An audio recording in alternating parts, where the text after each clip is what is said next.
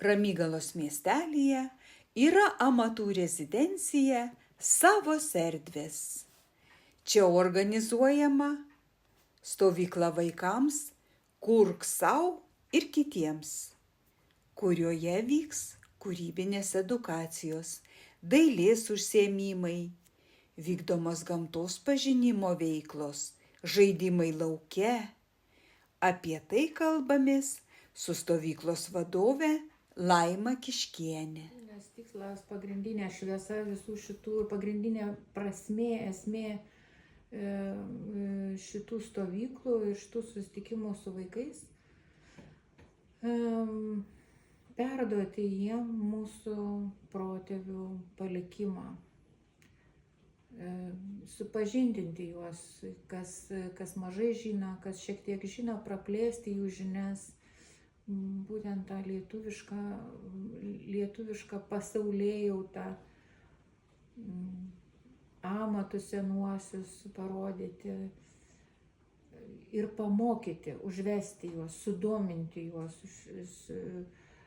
su šitais dalykais ir be jokios abejonės padrąsinti juos, kad jie patys dar plėstų, nes vis tiek suvažiuoja vaikai, kurie yra kūrybingi, kurie jau šitą daro arba bando daryti, bet labai svarbu vaikui, kiek aš esu pastebėjusi per savo tą praktiką pedagoginę, kad labai svarbu jį padrąsinti ir kad ištikus kažkiam sunkumui būti tada, kada jam sunku, kada jam nesigauna, kad tą slenkstelį padėtum pereiti, kad nenumestų. Nes susidūrė su kažkokiu sunkumu, nėra šalia žmogaus, kuris žino, kuris moka, kuris gali pakelti, jis numeta. Ir kai numeta, gali numesti visam gyvenimui. O ką pats daro, ką moka, mes juk ir ilsimės, ir relaksuojam. Ir mums emocinį tą tokį pasitenkinimą suteikia tai, ką mes sukuriam. Kurti yra žmogui labai svarbu. Tiek mažam, tiek dideliam. Tas kūrybinis džiaugsmas. Aš matau, kaip vaikai nulipdo ką, arba iš to molio, taip lengva atrodo iš to molio, kur paspausi, ten tas molis klauso. To džiaugsmo neišpasakyto daugybė, tai norisi vaikui tą duoti. Ir ypatingai keramika, manau, aš jau nuo senų laikų stengiuosi savo mokiniams, savo vaikam, labai dėjau daug pastangų, kad kuo daugiau duoti jiems žinių apie keramiką ir galimybių su keramika susipažinti ir kuo plačiau, nes tai yra sritis neišsemiama. Nes namuose tai dar tėveliai gali ten tų pieštukų, popieriaus, viso ko nupirkti. Nors, aišku, dabar yra modelinas, bet tai toli gražu netikras molis, bet kai jie padaro iš to tikro molio darbą, kai jie gauna produktą, taip baisiai pasakiau produktą, bet iš tiesų ar indą, ar papuošalą, ar skulptūrėlę kokią, ir tai yra ilgaamžis darbas, jie labai džiaugiasi. Aš manau, kad pats didžiausias prioritetas suteikti vaikui džiaugsmą. Džiaugsmą ir pasitikėjimą savimi. Šioje kūrybinėje stovykloje užsiėmimus veda Asta Žemkauskienė ir Laima Kiškienė. O mes esame abi ilgametės pedagogės, turim ilgametę darbo patirtį, kūrybinę patirtį. Mano kolegė Asta, ji labai puikiai jaučia ypatingai jaunesniųjų vaikų amžiaus poreikius, aš daugiau prie vyresniųjų vaikų. Ir Asta labai puikiai išmano augaliją ir puikiai išmano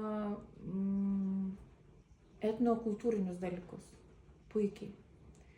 Tai čia yra aukščiausio lygio profas, ką galima iš toje srityje rasti mūsų aplinkoj. Ir kiek mes esam kartu vedę stovyklų, tai puikiai mūsų tas duetas dera. Stovyklos metu vaikai dalyvaus įvairiuose žaidimuose. Tėveliai gali būti ramūs dėl vaikų. Stovyklos organizatoriai padarė viską, kad užtikrintų vaikų saugumą? Tai manau, kad saugumas nėra vien tik tai, kad niekas neįžengs arba į teritoriją, arba vaikas neišeis. Tai šitas tikrai yra, reiškia, yra aptverta, saugiai aptverta visa teritorija, aiškios ribos, kur vaikai gali eiti. Vaikai vis tiek atvažiuoja kultūringi ir mes pirmiausia pažindinam su taisyklėm, visom susitarimai vyksta, kad tiesiog būtų paprasčiau visiems, bet aš manau, kad didelis privalumas yra šitos vietos tai, kad ta sodyba yra pačiam miestelio centre, bet ji yra tokioj aplinkoj, kur praktiškai atrodo vienkiemis.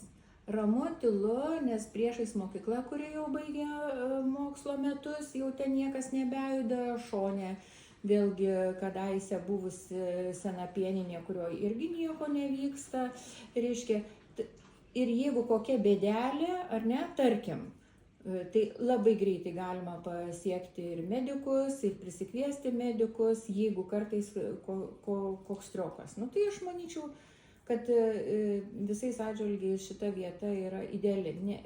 Man atrodytų nesaugiau kur nors vidury miško, kur nors glūdumoj, kur irgi tarsi nėra tų svetimų žmonių, kurie čia galėtų užklysti, bet jeigu kokia bėda ar dar kas nors, tai jau tada problematiška. O čia viskas yra po ranka, o ramybė taip kaip vienkiemy. Stovyklautojams grynas oras ir sveikas maistas.